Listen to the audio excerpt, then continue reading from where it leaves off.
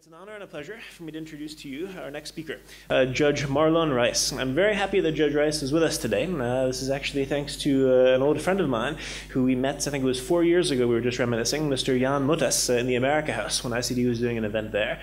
Thanks to that connection, he's back again today, and I'm really happy that we have the privilege of hosting Judge Reis here.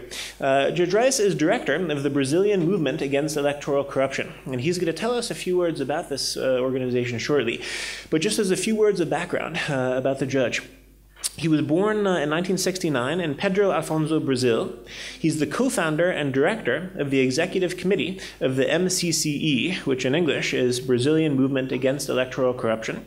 And also he's former judge for electoral law and judge of the state of Maranhão.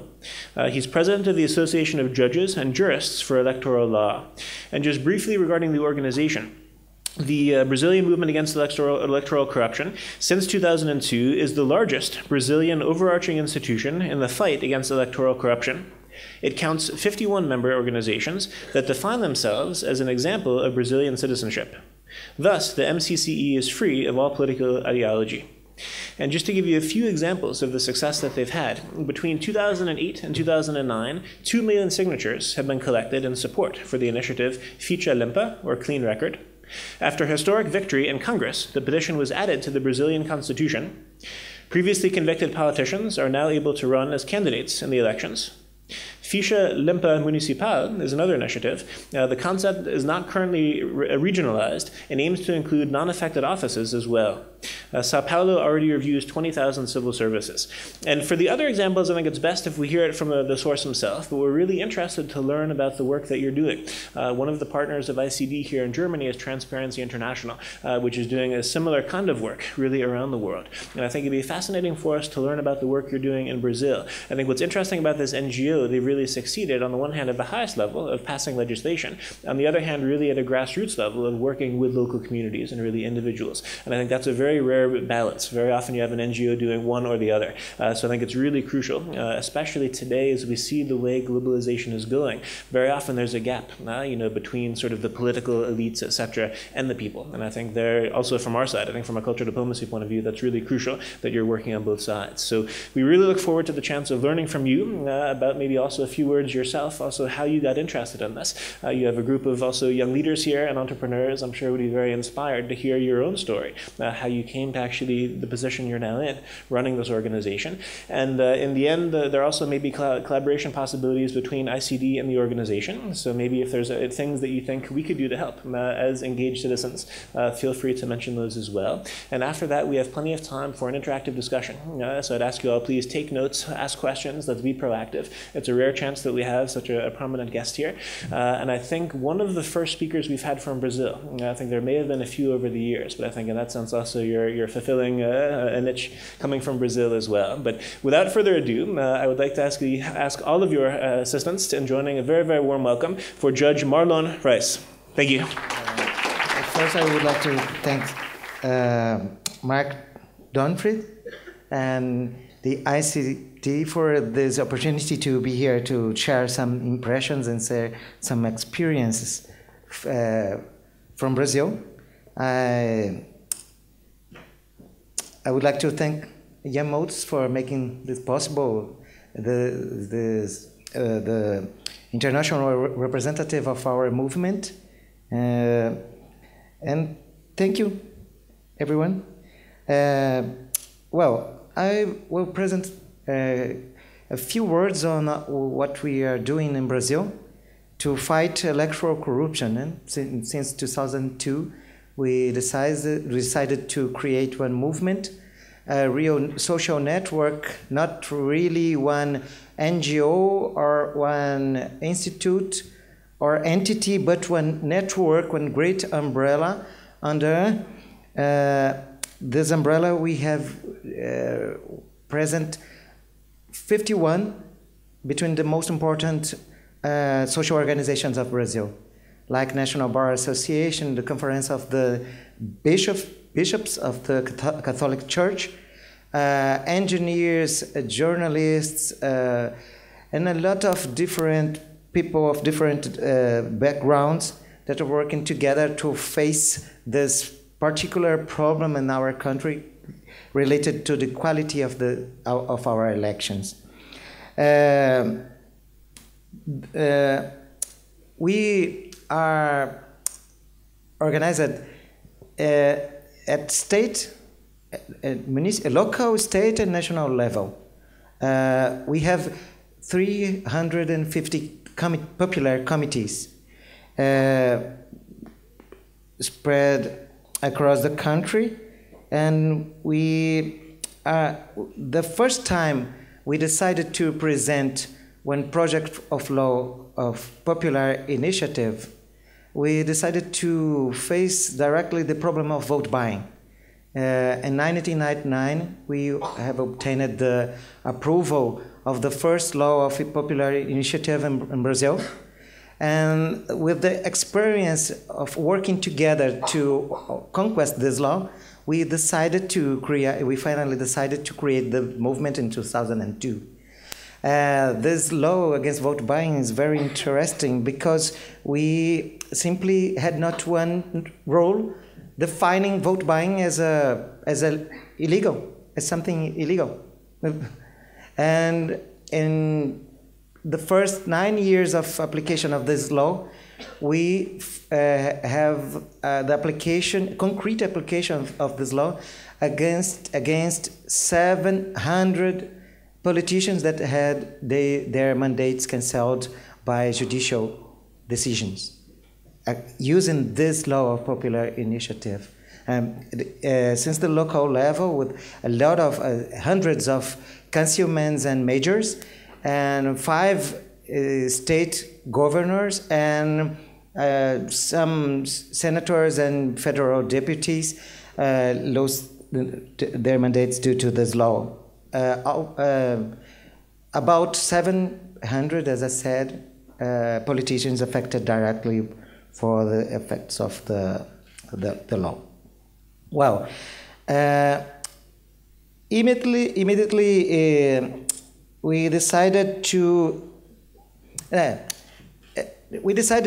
start in 2007 one new campaign. This campaign is in Portuguese titled Ficha Limpa. That means like something like clean records.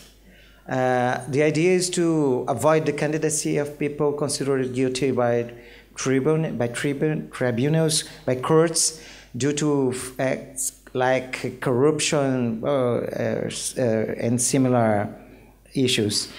And this law was submitted to a complex process of discussion on the Supreme Court in relation of its constitutionality. But in February of the last year, we have finally defined the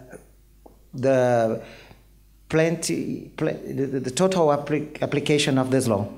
And the first opportunity we have to see applied this law was in the municipal elections of 2012, last year, and about 1,000 people had denied their requests of registrations as candidates due to the application of the Ficha Limpa law. It's very interesting because we are working using the education and social mobilization as tool to promoting democracy. We don't have our vision oriented only on the institutional level, but we have the conscience that we must change some aspects of the institutional Brazilian framework, but to do that we have clear the fact that it's necessary to introduce in the very center of the culture and introduce at the grassroots level the conscience of, that we have to change something. And we are doing this, promoting real works of education. Our 350 committees are working in their cities to to promote the idea of ethics and vote, to promote the fight against vote buying, to promote the importance of a good presentation, talking about the personal past of each candidate. And then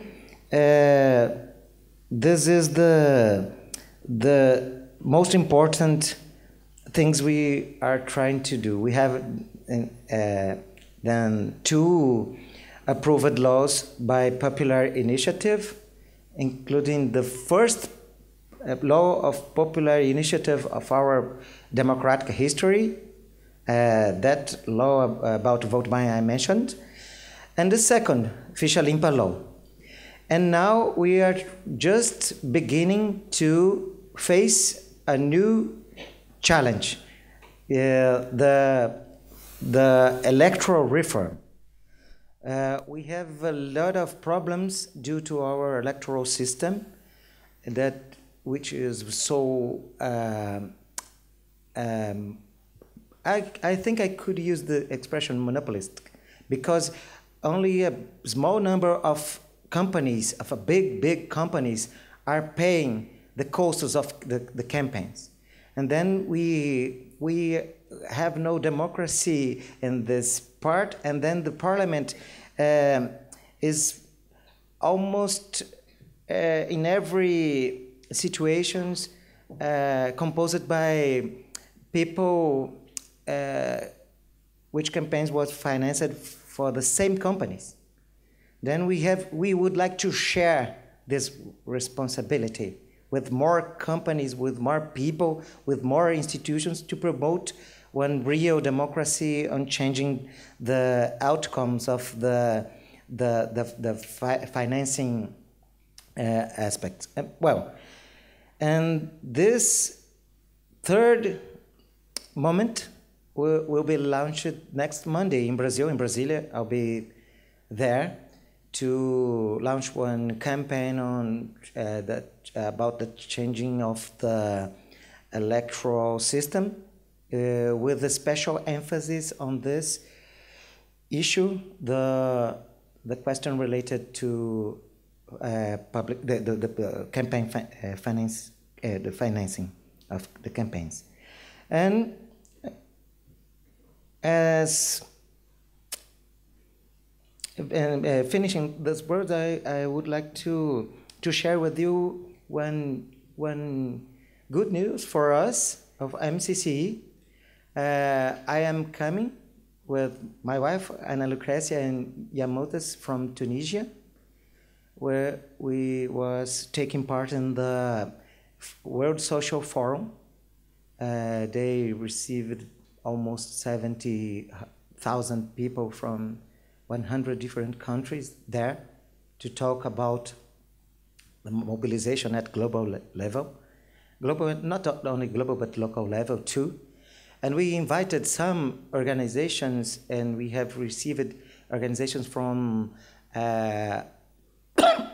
about 6 countries to talk about the creation of one network, one international network, to work together on thinking about the needs of obtain one deep democracy, one real democracy, not only formal democracy, especially talking about the organizations based on countries of the south of the earth. And I think it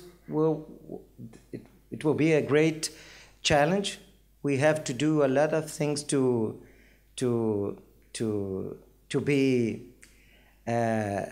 be useful, to be successful in this initiative. And one of the first actions I decided to manage it started just here in Berlin.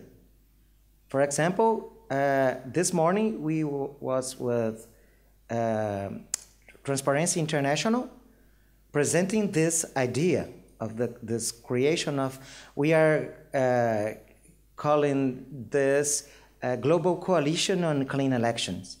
We've presented to Transparency International this idea, and the idea was received there with, I think, with enthusiasm, and I think we have a lot of things to do. And I would like to have the support of ICD. I would like to have the possibility of talk with ICD, with Mark, with everybody that takes part in this organization, because we have a lot of, we have a great challenge. We have a lot of things to do, and we will need a lot of support if we want see working together the civil society of different parts of the world. Well, this is what I was intending to try to share with you, and I'll be here to talk, to dialogue a little bit more if you want. Thank you.